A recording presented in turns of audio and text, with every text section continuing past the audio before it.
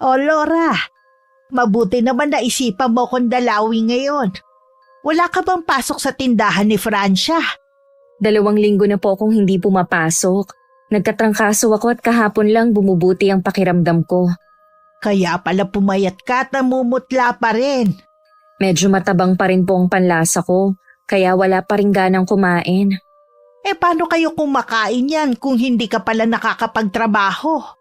Bago pa naman po ako nagkasakit nakahanap na ng trabaho si Itay bilang karpintero. Mabuti naman kung ganon. Ang mga kapatid mo ba tumutulong pa sa inyo? Mula po nung lumuwas papuntang Maynila si Kuya Jeremy, wala na po kaming balita sa kanya. Si ate naman po sapat lang ang sahod bilang kasambahay. Hindi pa kasi nakakapagtrabaho ang asawa niya mula nung maaksidente. Sana dumating ang araw na makaraos kayo ng pamilya mo. Iyan po ang lagi kong ipinagdarasal para sa mga nakababata kong kapatid. Naaawa ako sa inyo Kaya lang wala rin akong magawa para makatulong. Naiintindihan ko naman po kayo, Chang. Tsaka hindi nyo naman kami obligasyon. Gusto ko pa rin makatulong sa inyo kahit papano. Yun pong alam namin na nandyan lang kayo, sapat na yun. Sa maraming pagkakataon naman, dinadamayan nyo kami. Ang nanay mo ba? Ano ang ginagawa ngayon?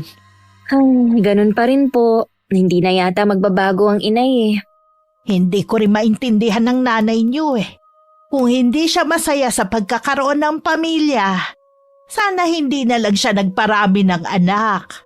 Umaasa po kasi siya na isa sa amin ang magbibigay sa kanya ng marangyang buhay. Bago siya umasa sa inyo, dapat maging mabuti muna siyang ina sa inyo. Oo nga po, kaya siguro ang tagal din bago ako gumaling. Imbis na alagaan niya ako, panay sermon pa siya sa akin. Ay, grabe na talaga ang nanay niyo. Kahit si Itay po, wala na rin magawa sa ugali ni inay. Kung may kakayanan lang sana ako para mabago ang kapalaran niyo, gagawin ko Alang-alang sa inyong magkakapatid. Tungkulin ng isang ina na alagaan ng mga anak. Protektahan, bigyan ng pagmamahal at hubugin para maging mabuting tao. Hindi sumbatan sa mga nagawa niyang sakripisyo para sa mga anak. Mapagpalang araw, Miss Gwen, at sa lahat ng nakikinig sa inyong channel. Isa rin po ako sa masugid ninyong taga-subaybay. Tawagin niyo na lang po akong Laura. Laking probinsya ng Bicol. Dalaga pa rin sa edad na 32 anyos at isang OFW sa Saudi. Sa ngayon nagbabakasyon ako dito sa atin kaya nagkaroon ako ng pagkakataon na sumulat sa inyo. Para ibahagi ang hindi ko malilimutang karanasan. Saan ka nang galing? Galing po ako kay Tia Remedios. Sa kanya rin siguro galing yung mga dala mong gulay, ano? Opo, Nay. Marami po kasi siyang naani sa mga pananim niya kaya nagpadala na rin siya sa akin. Meron din naman tayong sariling tanim dito sa likod ng bahay natin, Sa totoo lang, napupurga na ako sa kakakain ng gulay. Magpasalamat pa rin po tayo sa biyayang dumarating sa atin. Biyaya na bang matatawag yung mga gulay na dala mo? Para sa akin, ang biyayang sinasabi, yung makawala tayo sa kahirapan. Pwede naman pong mangyari ang gusto nyo kung magsusumikap kayo sa buhay. Ako pa talaga ang magsusumikap? Hindi mo ba naiisip na may edad na ako? Paano pa ako magtatrabaho, ha? Marami naman po akong nakikita na mga may edad na naghahanap buhay pa rin. Pwede naman kayong magtinda hanggang makaipon ng pangnegosyo. Kung gagawin ko yan, kailan pa kaya ako makakaipon?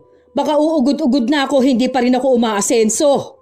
Dapat po noon pa kayo nag-umpisa kung may pangarap pala kayo. Sa tingin mo, magagawa ko kaya yung sinasabi mo, ha? Sa pag-aalaga pa lang sa inyong 6 na magkakapatid, ubos na ang oras ko. Kapag po gusto, maraming paraan. Kapag ayaw, maraming dahilan. Ako nga, tigilan mo sa mga pinagsasabi mo, Laura. Imbis na pumasok ka na lang sana sa trabaho mo, mas inuna mo pang dalawin ang tiyahin mo. Hindi na po ako babalik kay Ate Francia para magtrabaho. At ano naman ang pumasok dyan sa kokote mo para hindi na bumalik sa trabaho, ha? Wala rin naman pong nangyayari sa sahod ko Nagpapakapagod lang ako sa kakatrabaho pagdating ng kinsenas katapusan. Wala naman akong natatanggap na sahod. Anong wala? Naku ikaw, Laura, ha? Sa ayaw at sa gusto mo papasok ka kay Francia. Alam mo namang tatay mo lang ang may trabaho, tapos mag-iinarte ka pa. Hindi niyo po ba narinig ang sinabi ko? Wala rin namang pinatutunguhan ng sahod ko. Imbis na sana dito sa bahay na pupunta, kayo lang ang nakikinabang. Ano ngayon? Nanay mo naman ako, kaya tama lang na akong makinabang sa sahod mo. Ano bang masama doon? Kaya nga po ako naghahanap buhay para makatulong dito sa bahay. Kaso nga lang, sinosolo niyo ang sahod ko. Puro na lang kayo bale. Hindi naman kayo marunong maawa sa akin.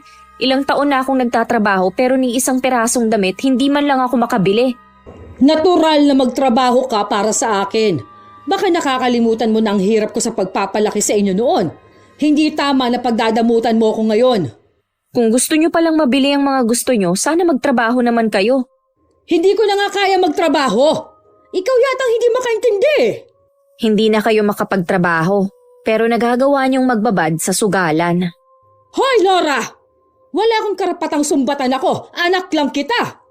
Ako lang ang may karapatang manumbat sa bahay na ito. Yan ang isaksak mo sa isip mo. Kayong lahat. Lahat kayong mga anak ko. Walang karapatang pagsalitaan ako. Nung gabi, hindi ako sumabay sa hapunan. Sigurado kasing kukulitin na naman ako ni inay na bumalik na sa trabaho. Sa totoo lang, nanghihina pa ako pero hindi dahil sa pagkakasakit ko, kundi sa sitwasyon namin sa bahay.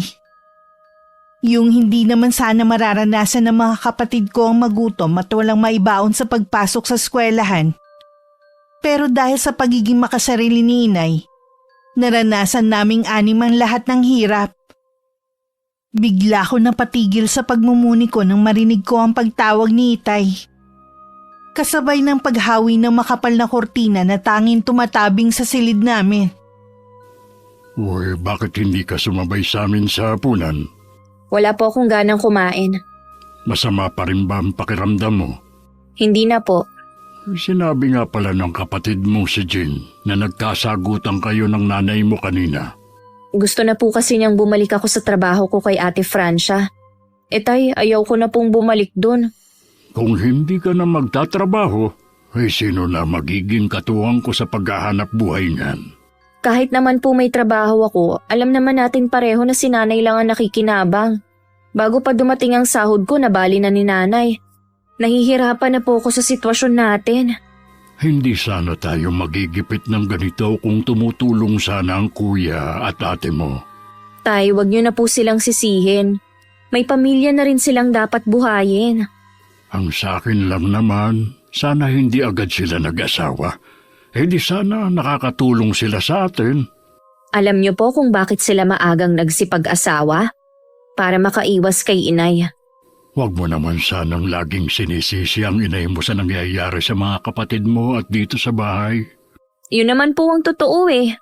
Ay, ang mabuti pa, lumabas ka na doon at kumain na. Hindi maganda yung nagpapalipas ka ng gutom. Mamaya na lang po. Hindi pa naman talaga ako nagugutom.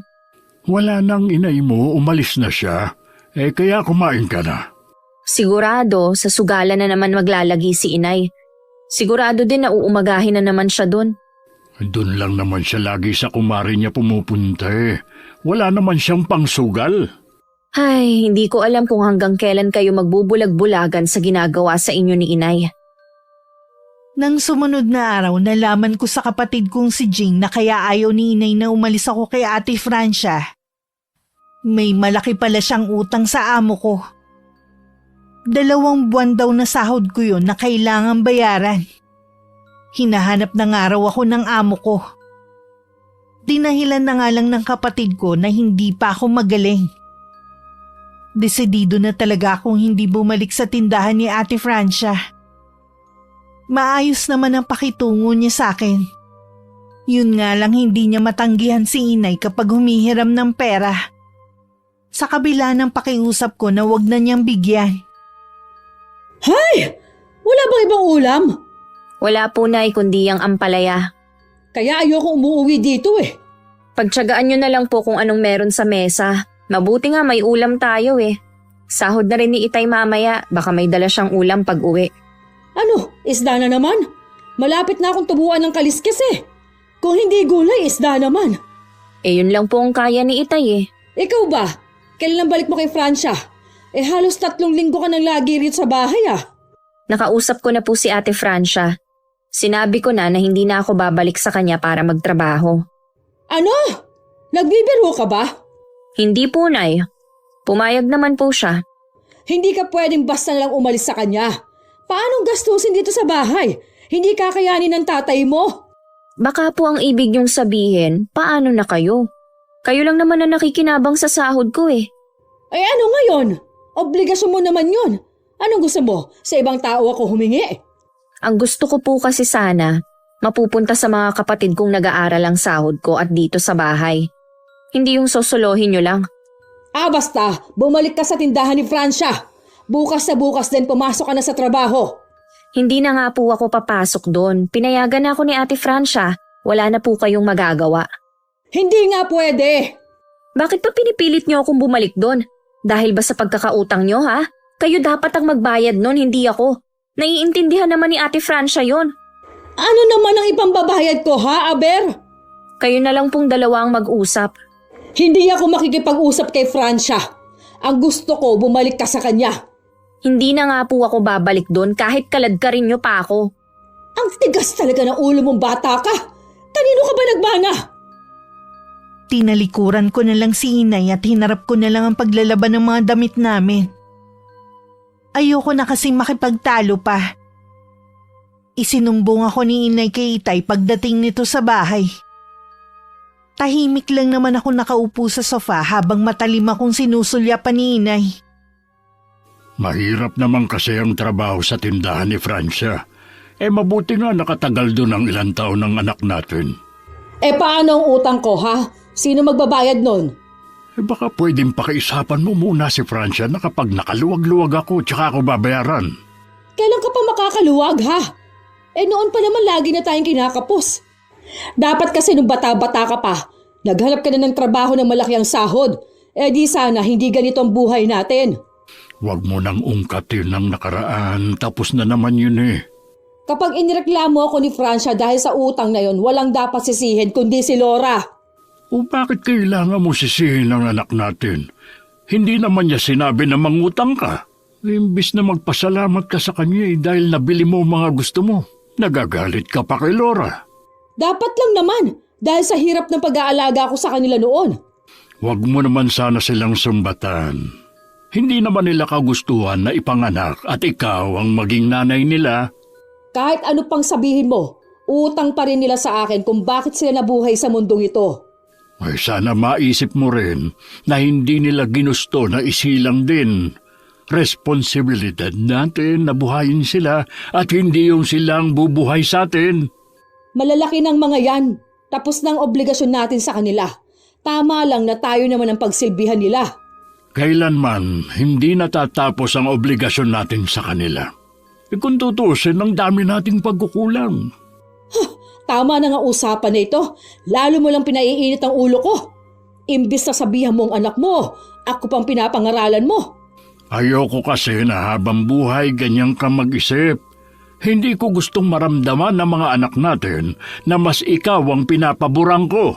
Sige, magkampihan kayo mag-aama. Bahala na kayo. Kahit naman noon wala na akong halaga sa bahay na ito. Nagdadabog pang lumabas ng bahay si inay. Hindi naman siya pinigilan ni Itay na umalis. Alam naman kasi namin kung saan siya pupunta. Nang mga oras na yon, halo ang nararamdaman ko. Noon ko lang kasi narinig na pinangaralan ni Itay si inay. Kahit ang iba ko pang kapatid biglang nanibago. Mula rin ng gabing yon, mainit na lagi ang ulo ni inay sa amin. Lagi siyang nakasinghal sa mga kapatid ko. Tuwing nasa kusina siya, para siyang batang nagdadabog kapag hindi gusto ang ulam. Wala na bang pagbabago sa bahay na to, ha?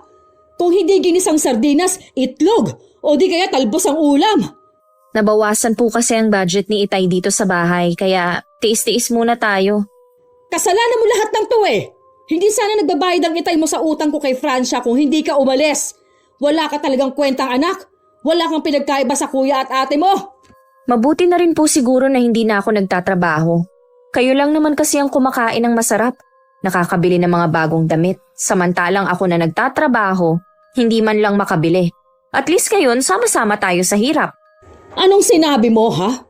Ikaw, Laura, kapag hindi ka pa naghanap ng trabaho, patitigilin ko sa pag-aaral ang mga kapatid mo at silang paghahanap buhayin ko. Sige po, gawin nyo. Nakalimutan nyo na po yata na pwede kayong makulong sa gagawin nyo. Alalahanin nyo, mga menor de edad ang mga kapatid ko. Wala ka talagang kwenta! Walang utang na loob! Magtatrabaho po ako pero sa pagkakataong to, sisiguruhin ko na sa mga kapatid ko mapupunta ang sahod ko. Talaga bang hindi mo na ako kinikilalang nanay mo, ha? Wala na ba talaga akong halaga sa inyo? Dapat po siguro kami ang nagtatanong niyan sa inyo. May halaga ba kami sa inyo bilang mga anak? Kung wala kayong halaga sa akin, sana nung nasa sinapupunan ko pa lang kayo, ipinalaglag ko na kayo. Buong buhay po namin, hindi namin naramdaman na mahalaga kami sa inyo. Ni hindi nyo nga kami inaasikaso sa pagpasok sa eskwelahan. Wala kayong pakialam kung kumain na ba kami o anong kailangan namin. Tigilan mo na nga yung kagadrama mo, Laura. Kapag ako napuno na sa bahay na to, iiwan ko kayo at magpapakalayo-layo na ako. Magsama-sama kayo ng inutil mong ama. Kung gusto nyo kaming iwan, gawin nyo na lang po. Baka nga magkaroon pa ng katahimikan sa bahay na to kung aalis na lang kayo. Maghintay ka lang. Isang araw, gugulatin ko na lang kayo. Kapag wala na ako, saka nyo na lang maiisip na mahalaga rin pala ako sa bahay na to. Mabuti pa, ipakain mo na sa aso ang ulam ninyo. Kaya ayoko umuwi sa bahay na ito eh. Diyos ko po, kayo na lang ang bahala kay inay. Hindi ko na po alam ang gagawin sa kanya. Hindi ko nalang binanggit kay Itay ang sinabi ni Inay na isang araw lalayasan na niya kami. May kumakalat kasing balita tungkol kay Inay at kay Mang Rigor na kumpare nila. Panay ang dasal ko na sana hindi yun makarating kay Itay.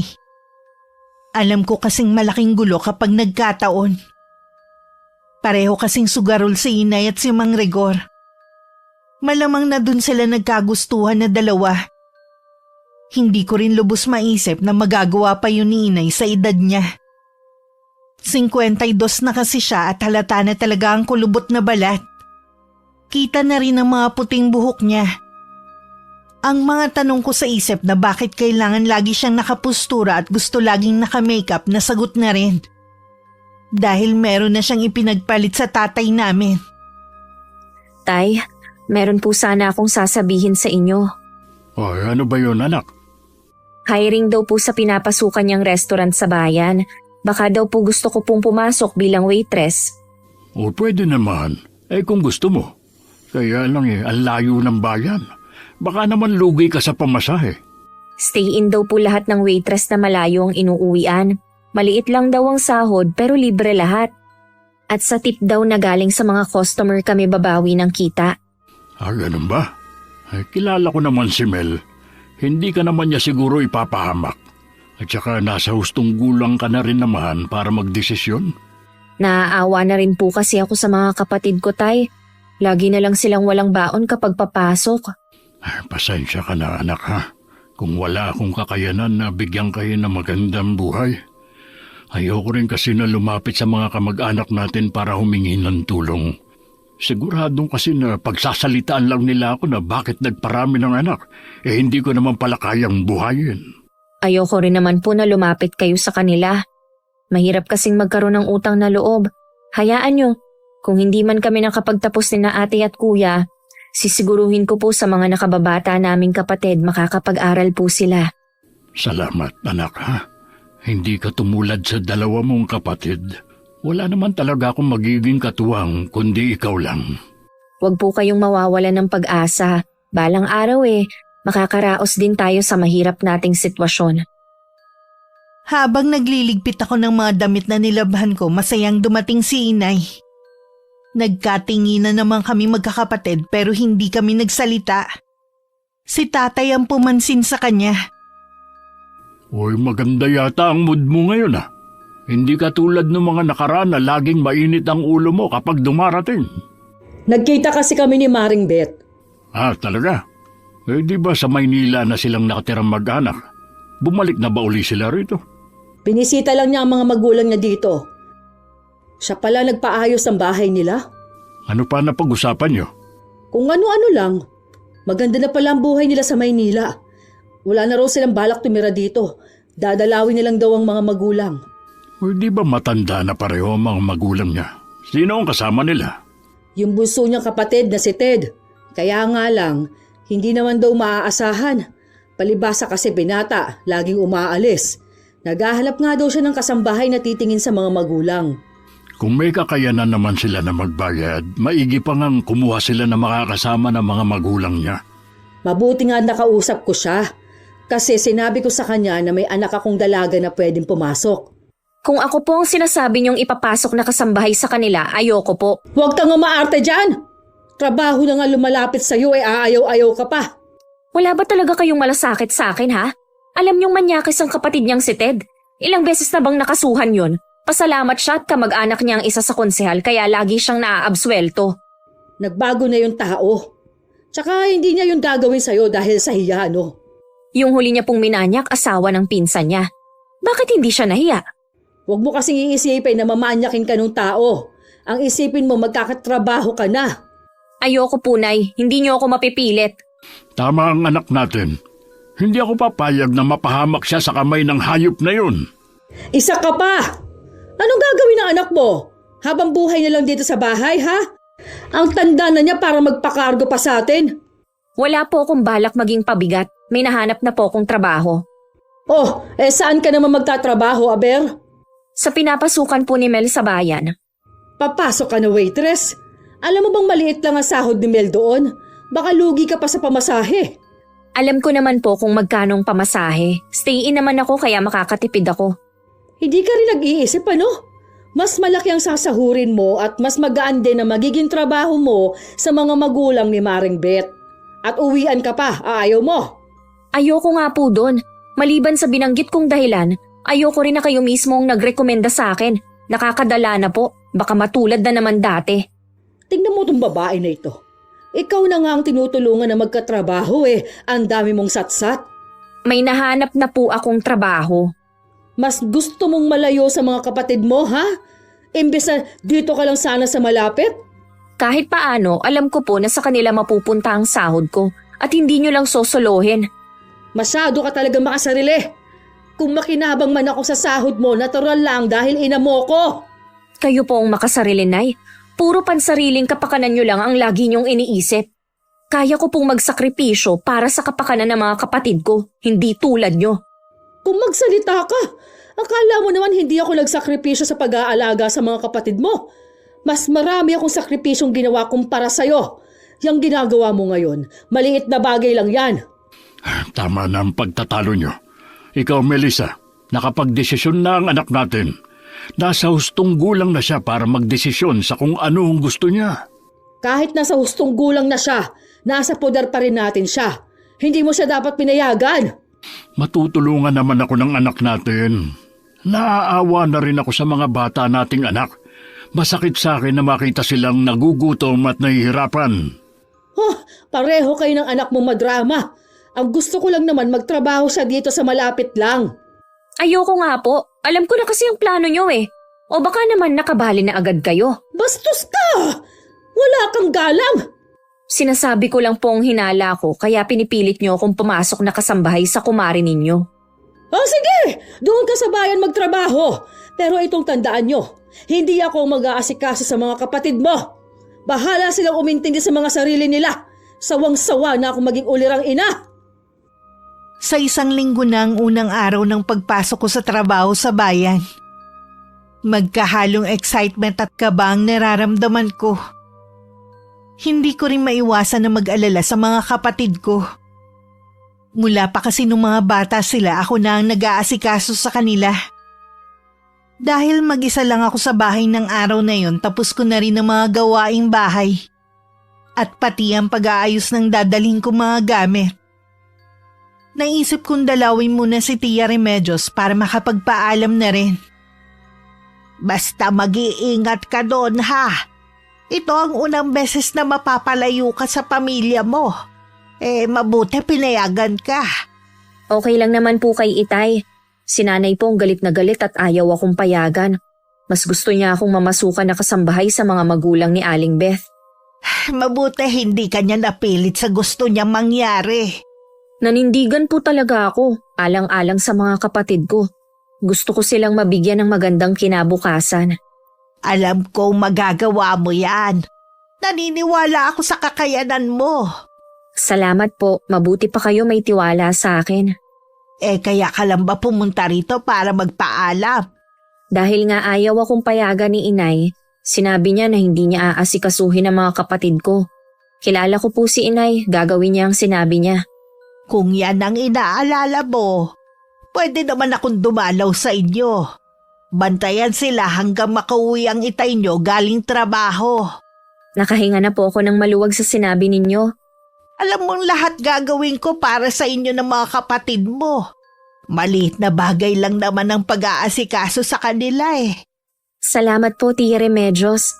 Sana kayo na lang ang naging nanay namin. Kahit hindi kayo galing sa akin, higit pa sa anak ang turing ko sa inyo. 2 beses nga pala sa isang buwan ako uuwi dito sa atin. Kung pwede nga lang po sana linggo-linggo na eh. Kaya lang kinsenas katapusan ng sahod ko. Gusto ko kasi na may iuwi akong pera. Sa umpisa, maninibago ka nga lang. Handa po akong tiisin lahat para sa pamilya ko. Ang inay mo lang kasi ang dahilan ng paghihirap ninyo eh. Hindi naman kasi marunong makinig sa akin ng tatay mo. Bulag po siya sa pagmamahal niya kay Inay. Mabuti nga po ngayon ipinagtatanggol na niya kami, hindi tulad dati. Kaya tuloy nag-aalangan akong sabihin sa kanya ang naririnig ko tungkol sa inay mo at kay Rigor. Alam niyo rin po palang balitang kumakalat. Natural, taga rito ako eh. Baka naman po chismis lang yon. Sigurado akong hindi. Humanda lang tayo kapag nakarating na yun sa ama mo. Ilang beses ko na pong tinangkang kausapin si Inay, pero lagi akong nauunahan ng takot. Hayaan mo na lang na mismong tatay mo ang makadiskubre. Inaalala ko rin kasi baka hindi ka rin paniwalaan. Magkaroon pa ng lamat ang samahan ninyo. Dumating ang araw ng pag-alis ko. Isa-isa ko niyakap ang mga kapatid ko habang nag-iiyakan kami. Nagbilin lang ako kay Jing dahil siya na ang tatay yung panganay habang nagtatrabaho ako sa bayan.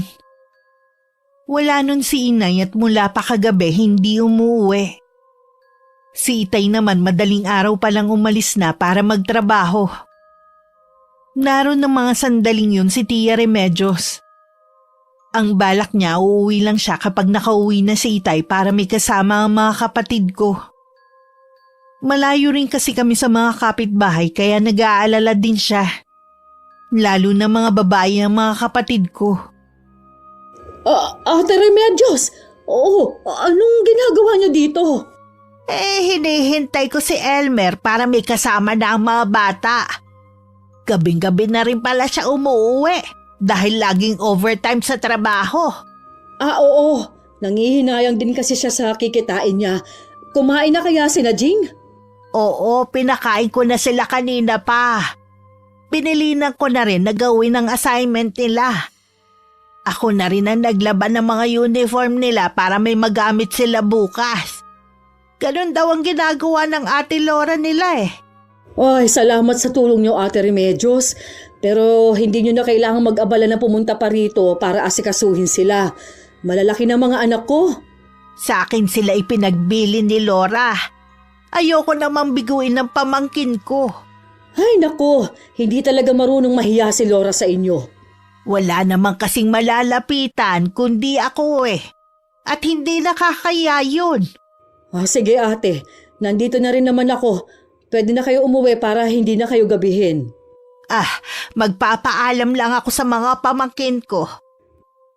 Jing, uuwi na ako ha. Nandito na rin naman ang nanay nyo. May kasama na kayo. Ikaw na lang ang bahala sa mga kapatid mo ha. Babalik na lang ako bukas.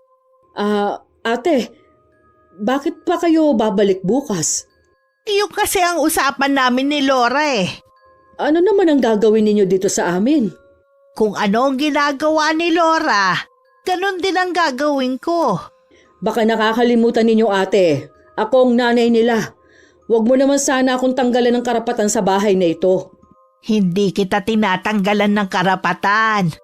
Gagawin ko lang ang ginagawa ni Laura na pag-aasikaso sa mga kapatid niya. Kaya mo bang gumising na maaga para ipagluto sila ng almusal at babaunin nila? Ipaglalaba mo bang mga anak mo? Hindi naman lumpo mga yan para hindi magawa ang mga sinasabi ninyo. Oo nga. Pero gusto lang siguro ni Laura na maramdaman ng mga kapatid niya na meron nag-aasikaso sa kanila. Basta, huwag na lang kayong bumalik dito. Ako nang bahala sa mga anak ko. Alam ko namang nahihiya ka lang malaman ng ibang tao na ako pa ang nag-aasikaso sa mga anak mo. Talaga namang nakakahiya. Pinagmumukha niyo akong masama eh. Ikaw naman mismo ang gumagawa para maging masama ang imahe mo eh. Alam ko naman na noon pa, ayaw na ninyo sa akin. Ganon din ako. Kaya kung ayaw ninyong magkagulo tayo, huwag na kayong bumalik dito. Hindi naman natinag si Tia Remedios sa sinabi ni Inay. Kinabukasan, maaga ulit siya pumunta sa bahay namin. Nakaluto na siya bago pa nagising ang mga kapatid ko. Nalaman din niya kay Itay na umalis din pala si Inay kagabi bago siya dumating. Salamat ate, nandito ka sa bahay. Wala na talaga akong oras para asikasuhin pa ang mga anak ko. Ang layo kasi ng trabaho ko ngayon. Mahal ko ang mga pamangkin ko na parang mga anak na rin. Hindi ko sila kayang tiisin. Huwag mo na lang pansinin kung meron man sinasabi si Melissa. Ganun lang naman yun eh. Noon pa hindi na nagbago ang asawa mo. Sarili lang niya ang iniisip niya. Wala na tayong magagawa sa ugali niya. Ganun na siya noon pa. Kung wala pala siyang pagmamahal sa mga anak niya, sana hindi na lang kayo nagparami. Mahal naman niya mga anak namin sa sarili niyang paraan. Nung maliliit pa ang mga anak niyo, umaasa ko na magbabago pa siya. Pero tingin ko ngayon wala nang pag-asang magbago ang asawa mo eh. Sana lang magawa mong itaguyod mag-isa ang mga anak mo. Huwag mo ibigay sa kanya ang buong sahod mo na pinansusugal lang naman. Kung hindi ko ibibigay, mag-aaway lang kami. Kung ganun ayos lang sa'yo na magutom ang mga anak mo. Nandiyan naman si Laura eh. Alam ko na hindi niya pababayaan ang mga kapatid. Pambihira ka talaga. Hanggang ngayon nabubulagan ka pa rin sa pagmamahal mo sa walang kwenta mong asawa. Ate, huwag mo naman pagsalitaan ng ganyan ang asawa ko. Nasasaktan ako eh. Masigit ka masasaktan oras na malaman mo ang ginagawa ng asawa mo habang nakatalikod ka. Anong ibig mong sabihin? Bahala ka nang umalam. Ipinagkibit balikat na lang ni Itay ang sinabi ni Tia Remedios. Hindi pa rin niya magawang pagdudahan si Inay. Nananatiling buo pa rin ang tiwala niya rito. Walang nagawa ang tiyahin ko kundi hayaan na lang ang kapatid. Makalipas ang 2 linggo tsaka ako umuwi sa bahay. Namili na ako ng mga kailangan ng mga kapatid ko at pagkain tulad ng mga dalata at noodles na nakasanayan na naming kainin. Para bang taon na ang lumipas dahil sobrang pagkasabik ng mga kapatid ko sa akin. Alam mo bang walang bukang bibig ang mga kapatid mo kundi pangalan mo? Lagi ko rin po silang naaalala. Sila ang inspirasyon ko para kayanin ang trabaho ko. Maayos ba naman ang pakikitungo sa'yo ng mga katrabaho mo, ha? Opo, lahat po sila mababait. Tinuturuan din nila ako kung paano ang tamang pakikiharap sa mga customer. Noong una po ilang beses akong nagkamali. Mabuti na lamang at mabait ang boss namin. Ay, mabuti naman kung ganon. Nawala na ang pag-aalala ko sa'yo. Plano ko po sa susunod na sahod ko mabilhan kahit tigi-isang t-shirt ang mga kapatid ko. May nakita kasi akong pwesto sa bayan na mura lang ang paninda. Siguradong matutuwa ang mga kapatid mo. Naaawa nga ako dahil puro butas-butas na ang mga damit na sinusuot nila. Alam ko naman po yun. Nung nakaraan kasi hindi ko sila mabilhan dahil hindi ko nahahawakan ang sahod ko. Puro bali kasi si Inay. Ngayon may bago ka ng trabaho. Huwag mong hayaan na mahawakan pa ng inay mo ang kita mo. Siya nga po pala, sa inyo ko na lang po ibibigay ang baon ng mga kapatid ko. Kayo na ang bahalang pagkasyahin yun Baka naman wala ka nang tinira sa sarili mo. Meron pa naman po akong pamasahe. Libre naman ako doon kaya hindi ko kailangan ng baon na pera. Matipid naman ang mga kapatid mo Dahil sinisiguro ko na lagi silang busog bago sila pumasok ng eskwelahan. Saktong papasok ng bahay si inay nang makita niya ang pag-abot ko ng pera kay Tia Remedios. Malakas pa siyang tumikhim para makuha ang atensyon namin. Kailan ka pa dumating, Laura? Kani-kanina lang po, Nay. Sumahod ka na siguro kaya nakauwi ka na ngayon. Baka naman pwede mo akong bigyan kahit magkano. Pasensya na po, Nay Pamasahe na lang po ang natirang pera ko. Binili ko na po kasi ng kailangan dito sa bahay at nagbayad na rin ako ng utang sa tindahan. Huwag tangang sinungaling, ha? Nakita ko pa lang nang abutan mo ng pera si Ate Remedios. Baon po yun ng mga kapatid ko ng 2 linggo. Bakit kailangan sa kanya mo iwan? Dapat sa akin dahil akong nanay ninyo. Si Tia Remedios naman po ang nag-aasikaso sa mga kapatid ko Kaya ko ring asikasuhin ng mga kapatid mo. Inaagawan lang ako ng papel ng tiyahin mo. Akala ko po ba hindi nyo iintindihin ng mga kapatid ko oras na magtrabaho ako sa bayan? Noon yon. Mula ngayon ako nang mag-aasikaso sa mga kapatid mo. Ibigay mo nga sa akin ate ang perang ibinigay sa'yo ni Laura. Hindi ko ibibigay sa'yo. Dahil sa akin to pinagkatiwala ng anak mo. Kung sasabihin niya na ibigay ko sa'yo, tsaka ako lang gagawin. Laura, kunin mo sa kanya ang pera. Pasensya na po, Nay. Kay Tia Remedios ko lang pwedeng ipagkatiwala ang pera na para sa mga kapatid ko. Tingin mo talaga sa akin walang kwentang ina. Wala ka talagang utang na loob. Pagkatapos ng lahat ng sakripisyo ko sa inyo nung mga maliliit pa kayo. Hindi niyo po kailangan magalit. Hindi naman namin pinakikialaman ang pera ni Itay. Sa inyo naman po napupunta yon. Sana naman wag niyo nang pakialaman ang para sa mga kapatid ko. Kulang nga ang ibinibigay ng tatay mo. Sa tingin mo kaya hihingi ako sa iyo kung sapat yon? Maliit lang po ang sahod ko. Nagtsatsaga lang ako para sa mga kapatid ko. Puro ka na lang mga kapatid mo. At paano ako na nanay mo? Hindi ka naman ganyan dati Siguro kung anong panunulso ang ginagawa ng tiyahin mo sa'yo. Wala pong sinasabi si Tia Remedios laban sa inyo. Hindi ako naniniwala dahil sa ugali mong yan. Hindi ka aasenso dahil sa ginagawa mong pagdadamot sa akin. Sinusumpa ko yan. Nay, paano niyo po nasabi na madamot ako? Samantalang ilang taon akong nagtrabaho noon sa inyo lang napupunta. Kulang pa yon. Hindi pa sapat para mabayaran mo ang paghihirap ko sa'yo. Makikita mo, ipagkakalat ko yung samalang ugali mo sa buong barangay. Nay, teka lang po. Hayaan mo na siya kung anong gusto niyang gawin. Hindi mo rin naman siya mapipigilan Bakit po ganun ang inay, Chang? Bukod tanging siya lang ang kilala kong ina na wala nang ang amor sa amin. Sinusumbatan pa kami. May mga ganun talagang tao. Malas nyo lang talaga at siya ang naging nanay nyo. Pag-uwi ko ulit sa amin, maraming sinumbong sa akin ng kapatid kong si Jing. Kung ano-ano raw ang paninirang sinasabi ni inay laban sa akin. Kesyo mas pinili ko daw magtrabaho sa beer house kesa maging kasambahay sa pamilya ng kumari niya. Mabuti na lang lagi akong pinagtatanggol ng nanay ni Mel sa mga taong nanghuhusga sa akin. Ano bang klaseng ina si Melissa? Sariling anak niya sinisiraan niya sa ibang tao. Salamat po sa pagtatanggol ninyo sa akin. Kaibigan ka ni Mel. Hindi ako papahayag na pagpiestahan ka ng mga kismosa dito. Mabuti pa po kayo may malasakit sa akin. Basta, kapag nakarinig ako ng hindi maganda laban sa'yo, ako nang bahalang sumupalpal sa mga bibig nila. Hindi ko pa rin po maiwasan na masaktan sa mga sinasabi nila sa akin. Huwag mo na silang pansinin. Wala ka namang masamang ginagawa. Alam ko, balang araw, malayo ang mararating mo. Paano? Aalis na ako. May gagawin pa kasi ako sa bahay. Salamat po ulit, Aling Mena. Ikaw na lang ang umulawa sa nanay mo. Nagagalit lang kasi yun dahil hindi niya mahawakan ang sahod mo ngayon. Mabuti pa ang ibang tao. Mas may malasakit sa amin kaysa kay nanay. Hayaan mo, pag uwi niya mamaya kakausapin ko siya. Kahit ano naman pong paliwanag ninyo sa kanya, sarado naman ang isip niya eh.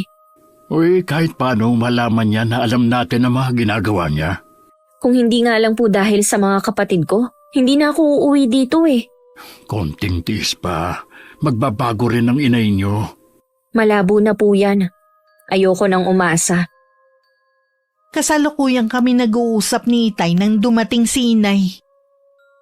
Dahil sa sama ng loob ko, wala akong pasabi na tumalikod at pumunta na lang muna sa kwarto. Naroon ang mga kapatid ko na nagbabasa ng mga libro na pinabili sa akin. Nakasalubong ko si Mena. Ano ang ginawa niya dito?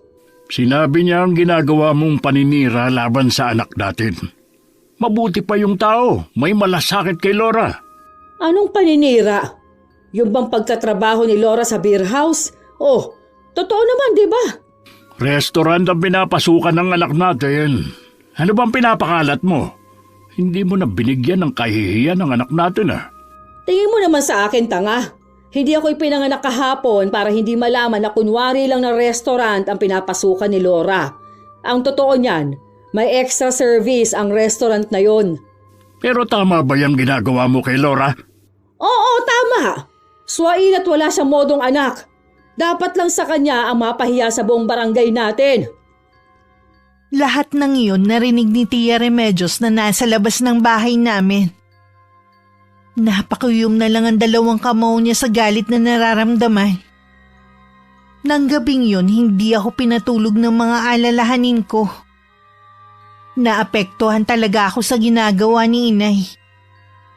Ipinagtanggol man ako ni Itay hanggang dun lang. Hindi pa rin niya kayang rendahan ng sariling asawa. Kinabukasan, imbis na sa hapon pa ako aalis, sumabay na ako sa mga kapatid ko nung umaga.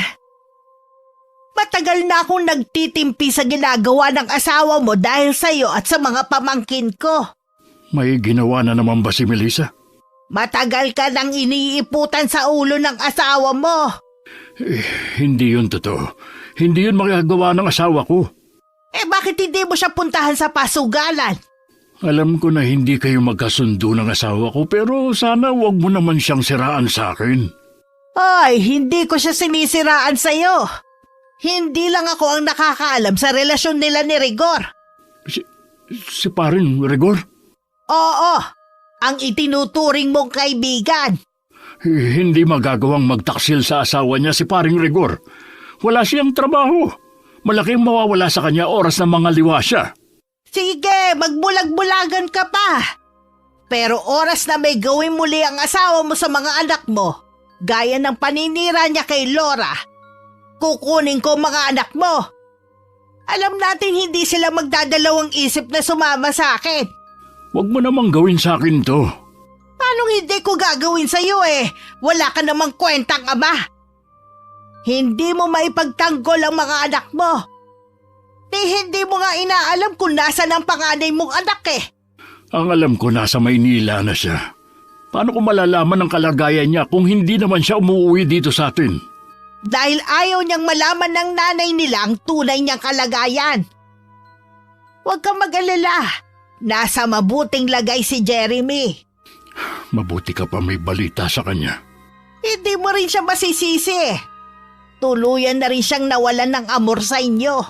Hindi sapat na dahilan yun para kalimutan niya ako bilang ama. Bago ka magsentimiento sa anak mo, ayusin mo muna ang problema niyong mag-asawa. Kahit sinabi na ni Tia Remedios ang tungkol kay Inay, wala pa ring lakas ng loob si Itay na kumprontahin si Inay. Natatakot siya na baka iwan siya nito. Dahil sa sobrang pag-iisip, lagi siyang wala sa sarili. Isang beses sa trabaho, hindi niya napansin na nakausling pa ako at naapakan niya yun. Naisugod naman siya sa pinakamalapit na pagamutan. At sinagot ng amo niya ang lahat ng gastusin. Yun nga lang, matagal pa bago siya makakabalik sa trabaho niya. Imbes na mag-alala si Inay, galit pa siya dahil alam niyang walang sasahurin si Itay ng ilang linggo. Ang liit na nga lang sinasahod mo, hindi ka pa nag-ingat sa trabaho mo. Kung magsalita ka naman, parang ginusto ko nangyari sa akin. O paano na tayo niyan? Ilang linggo kang bakante. Binigyan naman ako ng amo ko ng pambiling gamot.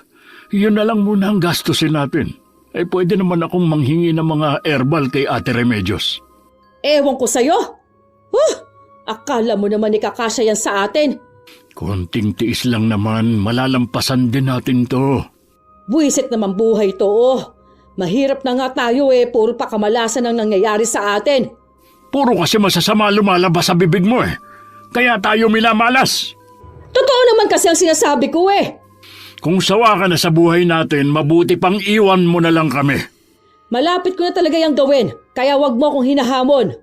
Siguro meron kang pinagyayabang, kaya mo yan sinasabi. Dahil sawang-sawa na ako sa buhay na ibinibigay mo sa akin, yon ang dahilan ko. Imbes na kasi nadamayan mo kung nagagalit ka pa. Nakalimutan mo na ba ang pangako natin sa isa't isa nung kinasal tayo? Ikaw na lang nakakaalala sa bagay na yan. Kung kaya ko lang ibalik ang nakaraan, hindi ako magpapakasal sa'yo. Diyan ka na nga, sinira mo ng araw ko. Alam ko naman kung bakit mo yan nasabi. Dahil may iba ka na. Nang makauwi ako sa amin, tsaka ako lang nalaman ang nangyari kay Itay. Si Tia Remedios lang din ang nag-aalaga sa kanya at sa sugat niya para hindi maimpeksyon. Ang nanay naman namin laging wala. Naiiling na lang ako kapag nagkukwento ang mga kapatid ko na nagagalit pa daw si Inay. Dahil hindi nakakapasok ang tatay namin sa trabaho. Gusto ko sanang umabsent muna sa trabaho pero inaalala ko naman ang gastusin sa bahay. Mas lalo kaming mahihirapan lalo na walang trabaho si Itay. Hindi ko na rin naiwasan na maglabas ng hinanakit dahil sa ginagawa ni Inay. Na imbis na tulungan kami sa mga ganitong pagkakataon, mas inuuna pa rin niya ang sarili. Sana habang nandito ako, wag na muna siyang umuwi. Baka kasi hindi ko mapigilan ang sarili ko at may masabi na ako na hindi maganda. Nanay niyo pa rin siya. Hindi dapat mawala ang respeto niyo. Sumusobra na po kasi siya sa mga ginagawa niya sa atin. Balang araw, magiging nanay ka rin. Siguro, saka mo lang siya mauunawaan. Siguro nga po, pero isa lang po ang nasisiguro ko. Kahit kailan, hindi ko gagawin sa magiging pamilya ko ang ginawa niya. Alam ko naman na magiging mabuti kang ina. Nakikita ko naman kung paano mo alagaan ang mga kapatid mo. Habang masinsinang kami nag-uusap, nakarinig kami ng galit na boses na tumatawag sa labas ng bahay namin. Pagsilip ko si Aling Lisa pala. Hinahanap niya si Inay. Tumayo na rin si Itay kahit tirap siya. Kagabi pa hindi umuwi si Melissa. Ano bang kailangan mo sa kanya, Mare? Alam mo bang may relasyon sila ni Rigor, pare? Matagal na nila tayong niloloko. Mabuti na lang bigla ko umuwi at napatunayan kung totoo ang nakarating na balita sa akin. May nakapagsabi nga sa akin pero dahil sa kalagayan ko, hindi ko naman makumpirma kung totoo nga. Ako na nagsasabi sa'yo na totoong may relasyon silang dalawa. Nahuli ko mismo silang magkapatong at sa kubo pa namin. Anong sinabi mo? Pinugbog ko nga si Melissa. Kung hindi lang ako naawat, hindi lang yun ang aabuti niya sa akin. Hayop siyang makatipas siya sa higad. Hindi kaya magkasama na sila ngayon? Kung wala dito ang malandi mong asawa, malamang totoong nagtanan silang dalawa. Hahanapin namin siya ng mga anak ko. Pakiusap lang sana, Mare. Huwag mo na siyang saktan. Ayoko mangako pare dahil sa ginawa nila sa akin. Hanggang nasa puso ko ang galit, hindi ko sila titigilan. Tay, ano pong gagawin natin? Nasaan na kaya si Inay? Totoo kayang nagtanan sila ni Mang Rigor? Hindi ko alam, Laura. Pero kailangan natin siyang hanapin. Hindi maaaring iwan niya tayo nang dahil sa lalaking yun. Wala na po tayong magagawa, Tay. Si Mang Rigor ang pinili ni Inay. Naawa na lang ako nang biglang umiyak si Itay. Noon ko lang lalong napatunayan kung gaano niya kamahal si Inay. Kung saan-saan din kami naghanap kay Inay at kung kani-kanino na rin kami nagtanong. Pero para silang naglahong parang bula. Inabot pa ng ilang buwan ang paghahanap namin sa kanila pero wala na kami naging balita. Kalaunan tinanggap na lang ni Itay na hindi na kami babalikan ni Inay. Sumagi rin sa isip ko baka patay na sila. Dahil taon na rin ang lumipas pero hindi na talaga sila bumalik. Sigurado ka na ba sa desisyon mo, Laura? Opo, Tay. May sapat na ipon na rin naman po ako para makapag-ayos ng mga requirements ko. Paano ka luluwas ng Maynila? Di ba nandun ang agency ka mo? Opo, may makakasama naman po ako sa pag-a-apply papuntang abroad. Habang nasa Maynila po ako, doon muna ako kay Kuya Jeremy makikituloy. Ayaw nga pala. Nandun ang kuya mo. Mabuti na lang nagparamdam na rin sa wakas ang kapatid mo. Oo nga po, nakausap ko na rin po siya. Ayos lang naman daw po kung doon ako sa kanila. Gusto rin po niya na makatulong sa akin. Kaya lang anak, hindi ka ba natatakot? Saudi ang pupuntahan mo. Kailangan ko pong lakasan ang loob ko kung gusto ko talagang magbago ang buhay natin. Gusto ko rin pong makapag-ipon para makapag-aral ang mga kapatid ko. Dapat tungkulin ko yun, pero ginagampanan mo. Ayos lang po, Tay. Gusto ko naman pong ginagawa ko eh. Talaga bang hindi na kita mapipigilan? Buo na po ang pasya ko. Basta kapag nandun ka na sa lugar na yun, lagi ka mag-iingat ha. Huwag kang makakalimot na magdasal sa kanya. Opo, Tay. Sa bawat ginagawa at desisyon ko naman po lagi kong hinihingi ang patnubay niya. Kinakabahan din naman ako. Pero hindi ko lang ipinapahalata kay Itay at sa mga kapatid ko. Hindi ko rin maiwasang matakot. Lalo na hindi maganda ang nababalitaan ko sa mga kababayan natin na nagtatrabaho sa Middle East. Mas nananaig lang sa akin ang kagustuhan ko mabigyan ng magandang kinabukasan ng pamilya ko. Kaya inipong ko lahat ng tapang at lakas ng loob ko at saka isinantabi ang mga alalahanin sa puso ko. Nakakabilib ang lakas na loob ng anak mo. Oo nga, swerte ko talaga sa anak kong yun. Tama nga ang hula mo sa kanya nung bata pa. Siya ang hahango sa amin sa kahirapan. Suportahan mo na lang siya sa mga plano niya sa buhay. Oo naman, mula nang umalis si Melissa, sa kanila ko na lang itinuon ang atensyon ko. Saan kaya napadpad ang dalawang yun? Sa kabila ng ginawang yun sa akin ni Melissa, sana nasa mabuti pa rin siyang kalagayan kung nasaan man siya sa mga oras na ito. Sa pagkakaalam ko tumigil na rin si Lisa sa paghahanap sa asawa niya. Napabayaan kasi niya ang trabaho niya at negosyo. Ilang beses din kaming nagkausap ni Lisa. Matindi pa rin ang nararamdaman niyang galit sa dalawa. Hindi ko naman siya masisisi. Kaya lang ang inaalala ko, ang huli niyang sinabi na ipakukulam daw niya ang dalawa. Nasabi lang niya siguro yon dahil sa matinding galit. Sana nga. Naisip ko kasi na baka kaya hindi na bumalik ang dalawa dahil baka pinakulam nga sila ni Lisa. Si Lisa kasi hindi nakakakilala sa Diyos. Mas mahalaga sa kanya ang kumita ng pera. Kung sakaling ang gagawin niya yon, mas matinding sumpa ang naghihintay sa dalawa. Ang kulam galing sa demonyo. Ang nagpapalakas dito ay galit at ang pagnanasang gumante. Huwag naman sana. Iligtas niyo po sa kapahamakan ng asawa ko. Sana walang magmana sa mga anak mo kung gaano ka kahibang magmahal. Inabot din ng ilang buwan ang pag-a-apply ko. Pagod at gutom ang tiniis ko sa pagparoot pa rito, makumpleto lang ang mga kailangan ko para makaalis. Kasalukuyan ako nag-aayos na nun ng maleta. Sa makalawa na kasi ang flight ko at sa bahay ng kuya ko ako manggagaling. Kanina pa rin ako nagpipigil na humagulgol ng iyak. Mag-iingat ka doon, anak. Ha? Yung mga bilin ko, huwag mong kalilimutan. Lagi mo kaming tatawagan, ha? Opo, Tay. Huwag na po kayong mag-iinom, ha? Hindi maganda sa kalusugan niyo yon. Hindi na, anak. Nangako ako na iingatan ko na sarili ko para kapag bumalik ka, malakas pa rin ako. Naway gabayan ka ng ating may kapal sa bansang pupuntahan mo. Sumunod ka lang sa patakaran nila doon, ha? Magiging tahimik ang pamamalagi mo. Opo, Chang. Iingatan niyo rin ang sarili ninyo, ha? Meron pa pala akong sasabihin sa iyo. Huwag mong gagamitin ang kaliwang kamay sa paghawak ng pagkain nila. Kapag naguhugas ka ng mga kamay laging lagpas ng siko. Tatandaan ko po yan lagi. Oh, ayan na pala ang sundo mo. Pasensya ka na anak kung hindi ka na namin maihahatid hanggang sa terminal, ha? Ayos lang po, Tay. Kapag nandun na po ko kina Kuya, tatawagan ko kayo at bago ako makasakay ng eroplano sa Makalawa. Niyakap ko pa sila isa-isa habang lumuluha.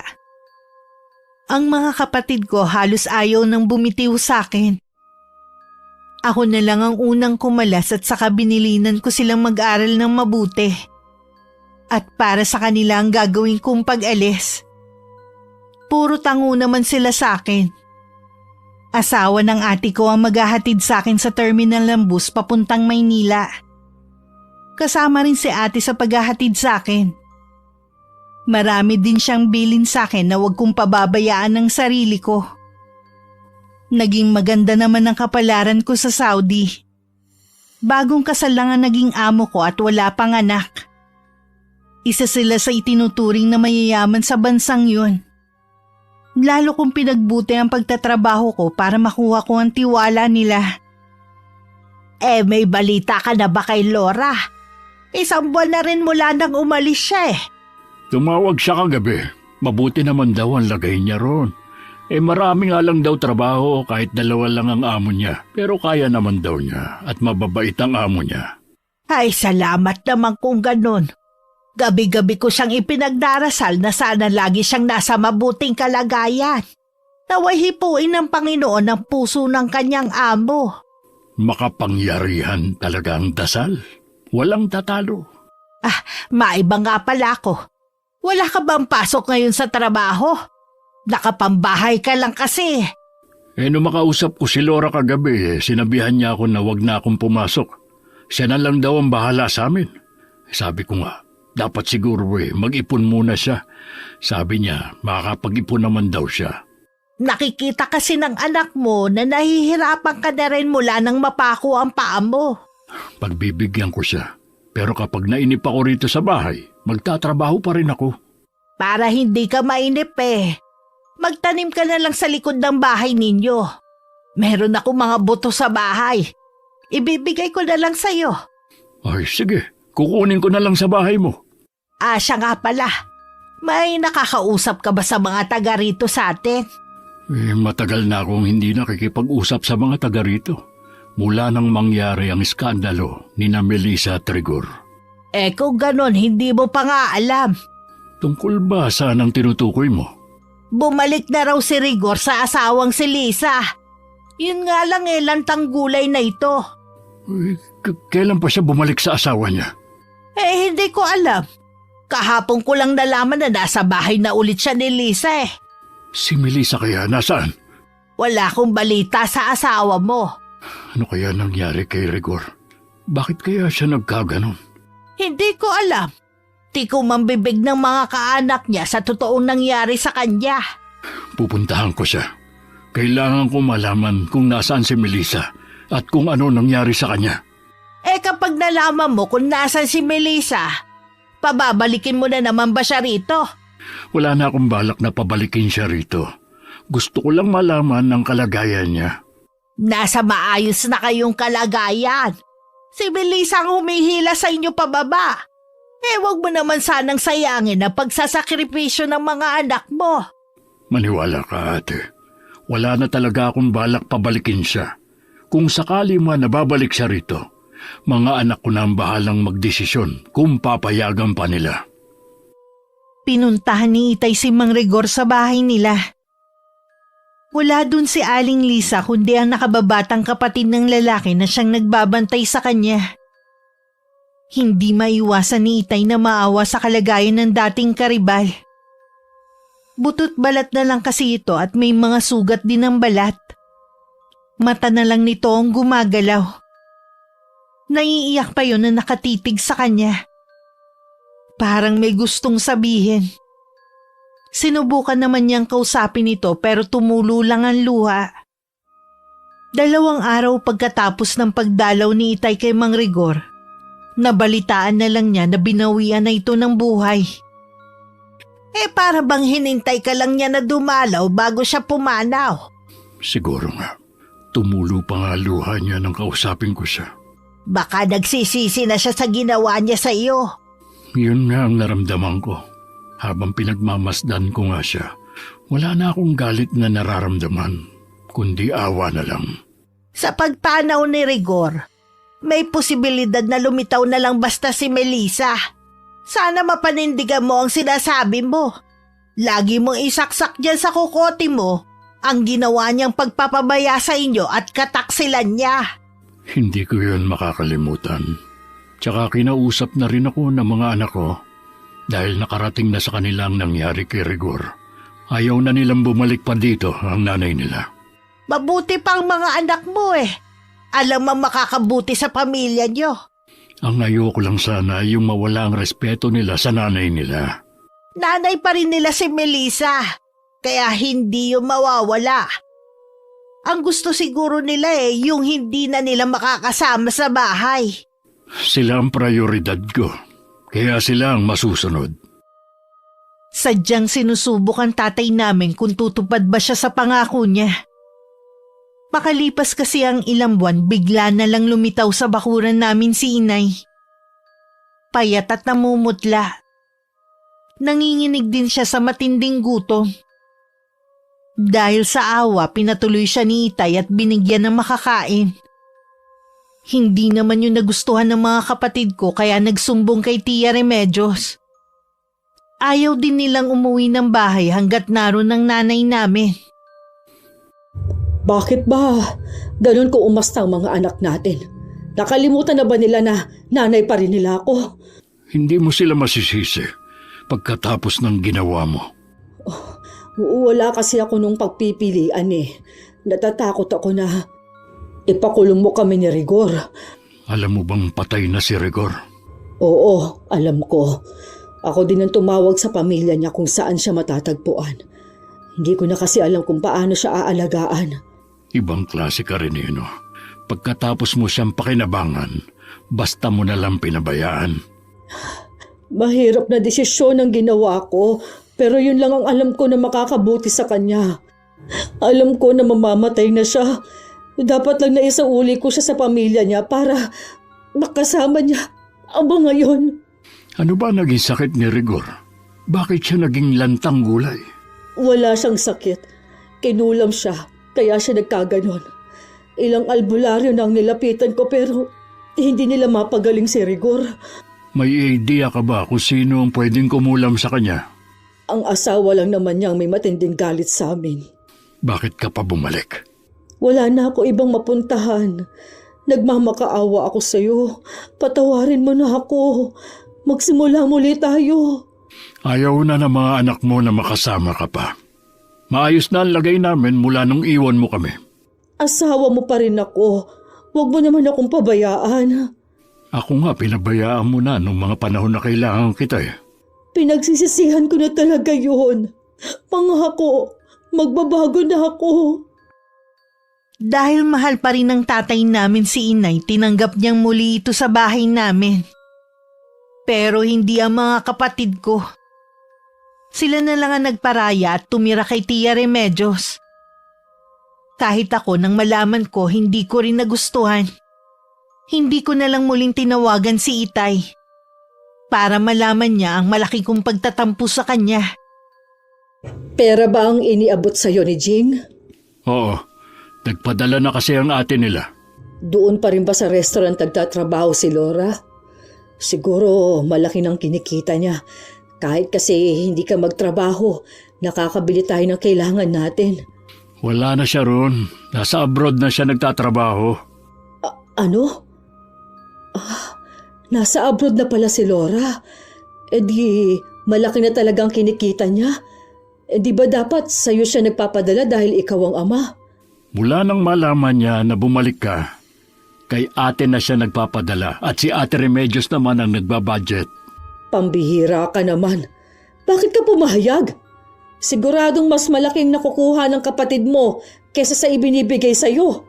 Wala na akong magagawa sa bagay na yan. Ako naman ang sumira ng tiwala nila sa akin eh. Kung galit sila sa akin, sabihin nila ng harapan. Akala mo kung sino na sila.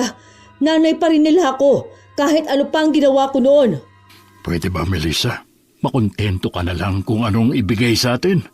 Baka kakareklamo mo, hindi na tayo bigyan ni Laura. Ipinaglalaban ko lang kung anong karapatan natin. Tayong naghirap sa mga anak natin. Lalo na ako. Kaya tama lang na tayong makinabang sa kanila at hindi ang kapatid mo. Babalik na lang ako sa pagtatrabaho kung hindi sapat sa iyo ang binibigay ni Laura. Pakiusap lang. Huwag mong guguluhin ang mga anak natin. Pero hindi nakinig si inay. Nang minsan wala si Itay sa bahay, umalis siya saka pumunta sa bahay ni Tia Remedios.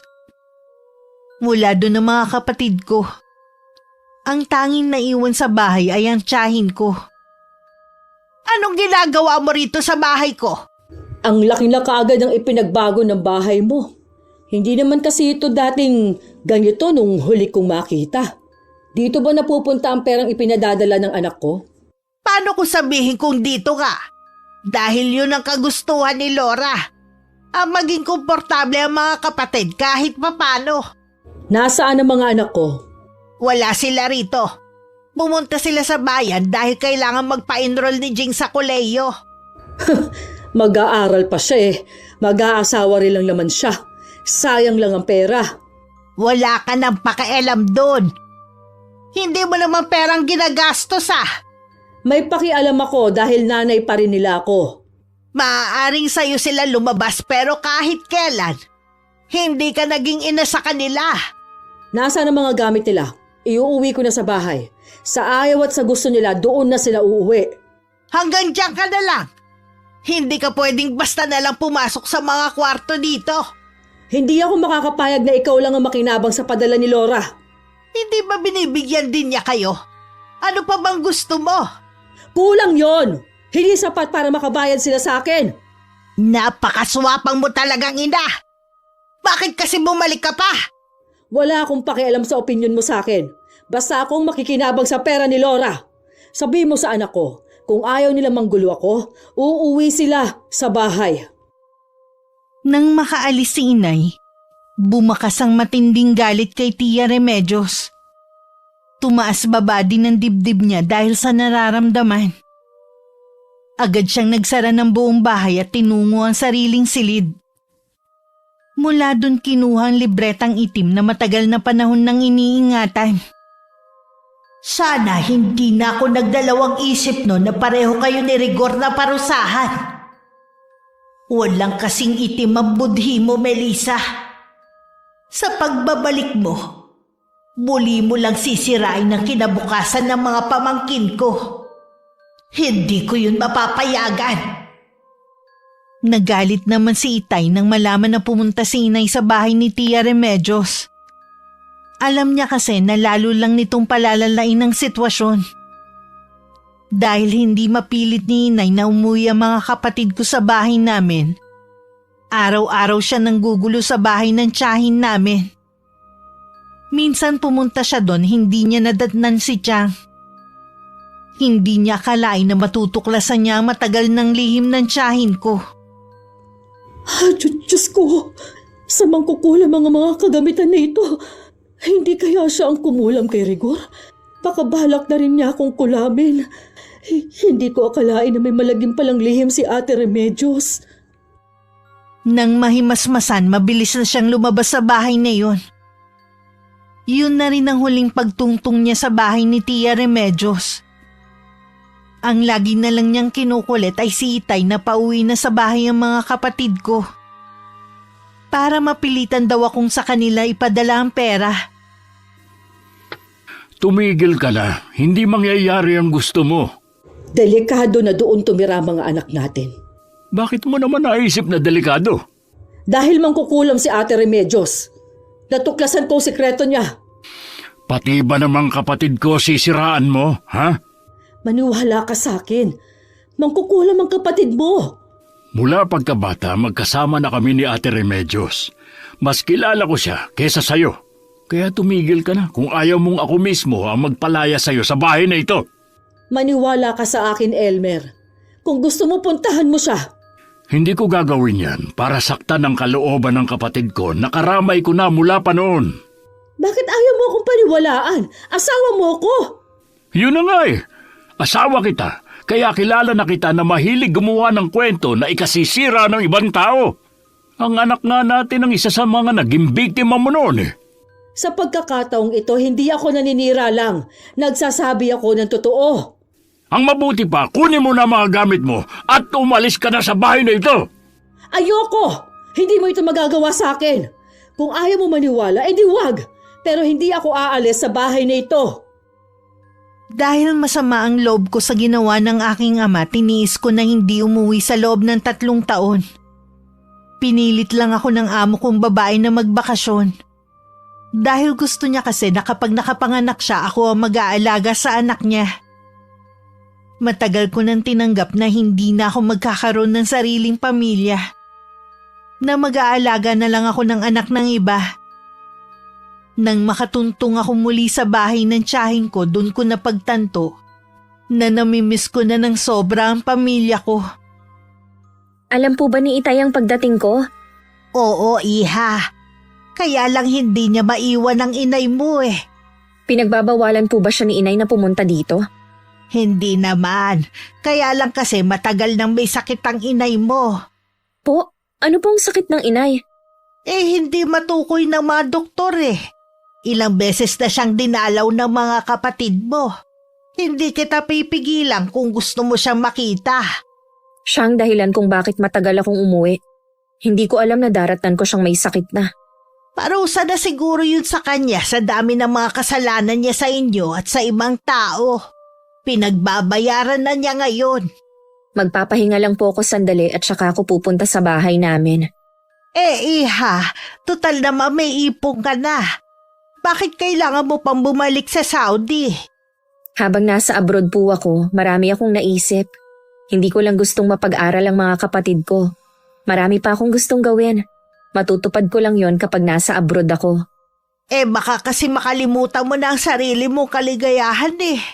Masaya at kontento na po ako sa buhay na meron ako.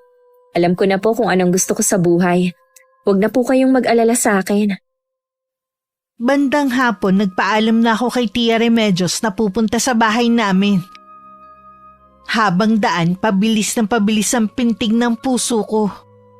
Makailang beses din ako huminga ng malalim. Sa dami ng naglalaro sa isip ko, hindi ko na namalayan na nandun na ulit ako sa bahay namin. Lumabas naman si Itay para salubungin ako. Masaya siyang yumakap sa akin at iginiya ako sa loob hanggang sa kwarto kung nasan si Inay. Napako naman ako sa aking kinatatayuan. Hindi kasi ako makapaniwalang ang nanay ko ang nasa harapan ko. Malaki kasi ang nabawas sa timbang niya at naninilaw pa ang balat niya. Wala na rin siyang buhok at nagmistulang bungo ang mukha nito. Melissa, nandito si Laura. Laura? Ikaw nga anak ko. Ay, iiwan ko na muna kayo, ha? Sa labas lang ako. Kamusta na po kayo, Nay? Nangihina na ako anak. Salamat dinalaw mo ko ha. Matagal na kitang hinihintay. Gusto ko kasing humingi ng tawad sa iyo. Sa totoo lang po, marami akong sama ng loob. Pero ngayon na nakita ko ang kalagayan ninyo, naglaho na po lahat ng yun. Napatawad na ako ng mga kapatid mo. Magagawa mo rin ba akong patawarin? Opo, Nay. Patawad ko ngayon lang ako nakauwi. Nay, ipagagamot ko po kayo hanggang sa gumaling kayo. Hindi na anak. Masaya na ako na makita ka at napatawad na rin ako. Pero Nay, gusto ka pa namin makasama ng matagal. Isinuko ko na sa Panginoon ang buhay ko. Kung hanggang dito na lang ako, maluwag ko yung tatanggapin. Ano po ba ang sakit ninyo? Walang nakakaalam. Baka katulad ng naging karamdaman noon ni Rigor. subukan pa rin po natin na patingnan kayo sa doktor. Itabi mo na lang ang pera mo para sa mas mahalagang bagay. Meron sana akong hihilingin sa'yo kung maaari. Ano po yun, Nay? Ihingi mo ko ng kapatawaran sa Tia Remedios mo. Nagsisisi na ako na hindi ako naging mabuti sa kanya. Samantalang siya ang katuwang ko sa pag-aalaga ko sa inyo noon. Mauunawaan ko kung hindi niya ako mapapatawad.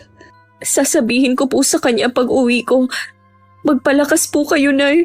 Gusto ko pong bumawi sa inyo ni Tay. Maraming beses ka nang nakabawi sa amin, lalo na sa akin. Sapat na yon, anak. Sa sarili mo dapat ikaw bumawi. Ang bilis ko na mapagod. Gusto ko pa sana makipag-usap sa'yo pero inaantok na naman ako. Babantayan ko po kayo hanggang sa makatulog kayo. Hindi po ako aalis sa tabi niyo. Nang makatulog si inay, nagpaalam muna ako kay Itay na kukuha lang ng ilang damit. Gusto ko kasing dun muna ako mamalagi para mabantayan ko si inay. Pagdating sa bahay ni Tia Remedios, nasa labas siya na parang hinihintay ang pagdating ko. Lumapit ako sa kanya at napaiyak. Ikinuwento ko ang kalagayan ni inay. Humihingi po ng kapatawaran sa inyong inay. Akala ko wala sa bukabularyo niya ang paghingi ng tawad. Nagbago na po siya. Nakakalungkot lang na kailangan muna siyang magkasakit ng malubha para maisip ang mga mali niyang ginawa. Gusto mo ba siyang gumaling, iha? Opo, Chang. Hindi ko kaya kung mawawala siya sa amin. Ay, may gusto kong ipagtapat sa iyo.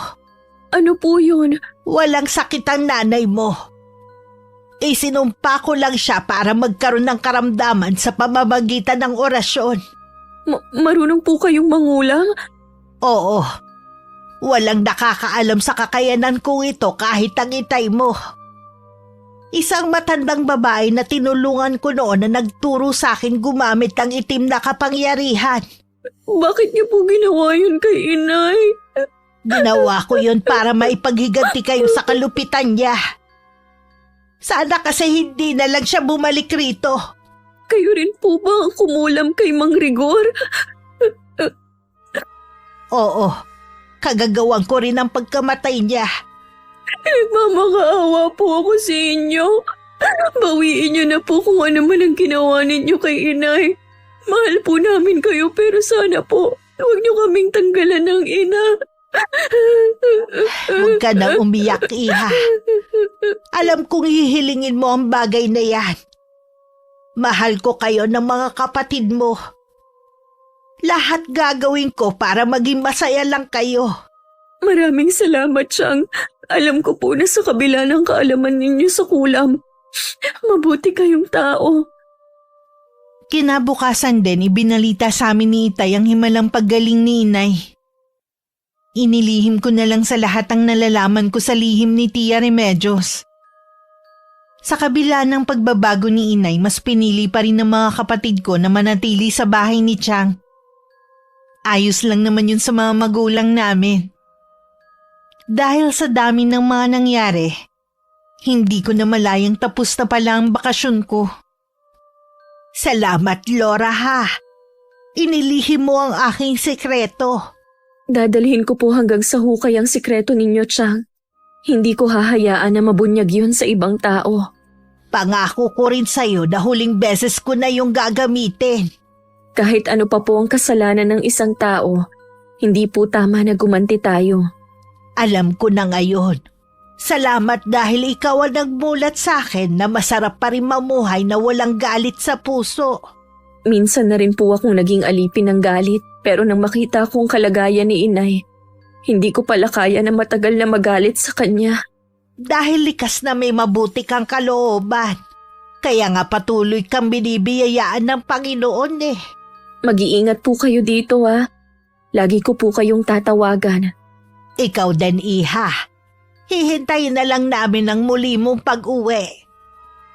Noong unang beses ako umalis, may bigat sa dibdib ko dahil sa sama ng loob ko sa aking ina.